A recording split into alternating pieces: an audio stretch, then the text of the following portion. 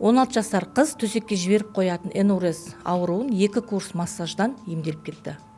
Маған осы күнге дейін көптеген энурезбен ата-аналар балдарын алып келеді. Оның арасында кішкентай жастағы балдар, көбінесе 7-8 жас, 5-6 жастағы балдар толыққанды жаңағыдай емделіп кетеді, 1-2 массаж жасаған.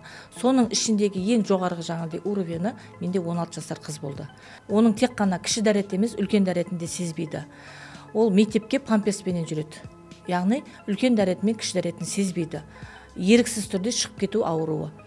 Сол менде 2 курс массаждан, яғни 10 күн массаж, 10 күн демалып, 10 күн массажда өте жақсы результат берді. Енді осындай ата-аналарға айтатыным, сіз көп жерлерге апарып ол қызды қинағанша, осылай биоэнергетический массажға алып келсеңіз, біз иммунорегулятор тағайындаймыз, береміз. Одан кейін именно сол қуықпенен мидың ортасындағы нейрондарды бекіту арқылы массаж жасаймыз. Бізде өте көп результаттар болады.